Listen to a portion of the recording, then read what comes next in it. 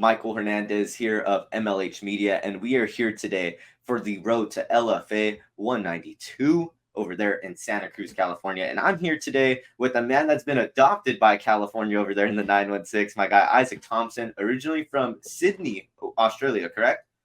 Yeah, Sydney. Yeah. How long has it been since you have gone back to the? Do you go visit frequently over there back home or no? Just once a year, usually just for Christmas. Yeah, UFC has been making quite the push over there for the Australian crowd. So definitely a big looming matchup coming up over there on LFA 192 against Israel Delgato. How do you feel though about the matchup and with everything coming into it? Definitely is a very, very heavy and heated matchup going into September 13th. Yeah, no, I feel super confident with this one. Look, I'm younger, I'm faster. I feel like my striking is way better than this guy's. There's not a whole lot of footage on him, so I don't exactly know. I haven't been able to do a lot of film study, but it's whatever. I'm just gonna go out there and do my best and show out, really. You have an extensive mixed martial arts background. I mean, not only your mother having kind of a background in mixed martial arts, and you guys, I believe, competed kind of at the same time, but also, I mean, kickboxing and jiu-jitsu just kind of overall had you always have had that ability to watch guys and be able to watch film. So has it been a little bit different preparing for Israel Delgato with, like how you said, because I noticed that as well. There wasn't really a whole lot of I mean, maybe things that are available to the public, like on YouTube and stuff like that, that were on Israel Delgato. Surprisingly, his last fight didn't get recorded. I even hit up the promoter and I was like, "Yeah, we didn't record that one. It was weird." But growing up, I never really used to film study anyway. It's not a big. It's like you watch a guy's film. He fought a couple months ago. It could be a completely different guy tomorrow. That's the fun thing about fighting. So it's not super important. 100%. And no, and that's like how I love how you said that's a great thing about fighting is no matter how much film you can watch on a guy could come out in a donkey guard for all you know to start off the first 5 minutes of a fight. So it is actually really don't know. It is quite the wild card out there. But just to speak a little bit more on this card coming up over there at LFA 192, I mean, you're not the only Team Alpha Male representative over there. I believe you also have your teammate Alan on the card, and I'm pretty sure I'm missing a couple of other guys. How is that to be on not only on a card it's not too far over there from Sacramento, but you're also going to be on the card with your teammates and getting to represent on probably one of the biggest platform, if not the biggest platform on UFC Fight Pass. Man, it's awesome. I haven't fought in front of a home crowd since I was about like 14. I fought with Alan. I think it was like my third fight. So I've been on the same fight cards as him. It's gonna be super exciting, and I'm super excited to just go and show out in front of everyone, really. 100%. And it definitely seems that you have been someone that has taken a liking to the crowd, even watching some of your past fights. So for someone that's getting to return back to a home crowd, it definitely must be pretty exciting for you. Man, I'm so excited. What have been some big things that you have been looking to in preparation for this matchup? As we have stated, I mean, obviously a huge matchup in looming in terms of the fact that you have a lot on the lines in Dana White Contender Series, UFC possibly looking your ways. What have been some things that you've really been working on in terms of Mr. Isaac Thomson? Just fixing a little bit of my holes, especially from what I made in my last fight. Other than that, just trying to grind and work hard and try and get back to where I was before my last fight and get into the UFC. Can we talk? Let's dive into that fight a little bit. I was getting to actually watch that fight. One of the craziest like opening sequences with that like ankle / leg lock. And can you kind of guide fans through that whole fight in general? Because I feel like it was a overall very hard fight for those judges to score that night. Yeah, I'm gonna be biased. I think I won that fight, but yeah, I made a couple mistakes, and we got into like some clinch exchanges, and I gave my back up. But I don't know how you can win a fight being on someone's back and barely striking, and then every time you get into a striking exchange, you're losing, and you're getting beat up. but that's just the judging. It is what it is. But yeah. Speaking a little bit about judging, I mean, we were actually texting a little bit back and forth last night about some judging that was going on. What are your kind of thoughts about the way that MMA judging has been in this? I mean, not only these past couple of years, but these, I feel these past, like, really these past couple months, there's just been so many question calls and so many things that have just been, Yeah. well, what is this now? What is this deemed this? Is this deemed an illegal strike? Um, what is technically deemed a knee to a grounded opponent? There's so many kind of different questions as to these referees have to balance. What do you think, as someone that's kind of been a lifelong martial artist, someone that's had to adapt to multiple rule sets over your time, about these kind of quandaries and about overall just the MMA rule set in general? Yeah, I think it needs to be fixed. It's so bad. Some judging is just ruining guys' careers. So um, yeah, something has to be done about it. Whether Yeah, I don't know. It's pretty messed up. Um, Mind you, there are some good judging out there too, but there's been a lot of bad decisions and a lot of robberies out there. I think it needs to be fixed for sure.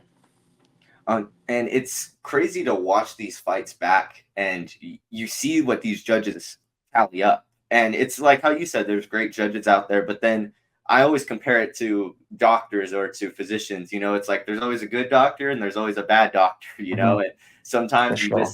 you're not going to get that end of the stick. But it definitely is something that is coming into play into a lot of people's careers. And getting to talk about a fight last night that obviously was very crucial and a very big decision. Kabil Kaldar, Cody Vogels. What were your Hmm. thoughts about that decision? A little bit of a weird split decision, both of them getting 30-27 nods. I know Cody Vogels, someone that you've been training with extensively in the lead up to this one. So what Hmm. were your thoughts about that decision? Yeah. That was very weird. 30-27, 30-27, and then a 29-28. I don't know how those judges saw that. I feel like first round could have gone either way. The way the round ended, I feel like Cody won that. The second round, I think Cody won. Third round, I can see Kaldal winning. But how they got a 30-27, 30-27, I have no idea. That was crazy. And that's what I was wondering too, because Hmm. I'm doing the post fight interviews, so I'm getting to Hmm. watch the beginnings of some rounds and possibly the ends of some rounds, but I'm not always getting to watch the full rounds Hmm. in total. And I know a lot of people are stating first round was Cody, and then I just was really curious. Thirty twenty Yeah, seven was just it's such a wild scorecard on one judge's yeah. count and then not on the other. Just like how you said, the consistency, it Hmm. seems to be lacking. Yeah, I saw on PFL they're using AI judging now, which I think is a great idea. It gets rid of the bias because you never really know. Some of the judges are training at gyms. Is that judge your friend? It's like you really never know. But the AI judging, I think, was a great idea. And I feel like you're someone that has had your fair share of having to deal with judges. I mean, with Hmm. being so extensive, not only in your mixed martial arts career, but then also in your pro career, almost having about 10 bouts. You're definitely someone that knows about having to look at judging scorecards and having to just see in general. I know you've definitely Yeah. not had to see the scorecards too much in your pro career, but definitely have Hmm. been someone that has been experienced and acclimated to having Yeah. to the rule sets. And just speaking a little bit more to that and to what you possibly could add to that resume on September 13th, what do you feel needs to be done in that cage over there at the Kaiser Permanente Arena in order for Dana White or Sean Shelby to make that call? Because it seems like there has been just a flurry and influx of guys over there at LFA getting that call. And I mean, your Hmm. last fight for LFA, very, very good bout. Your opponent gets the call, has a very good fight over there. I mean, it just seems like it's a matter of time for you almost. Yeah. No, it is. I'm on like the tip of the iceberg of getting in there and getting my shot. Um, I have a feeling that I have to finish this guy to get my shot, but you never know. I could just beat the shit out of this guy and then they call me up on like 5 day notice. Um, yeah, I just got to win and then we'll see what happens. But yeah, I'll be ready if they call me up.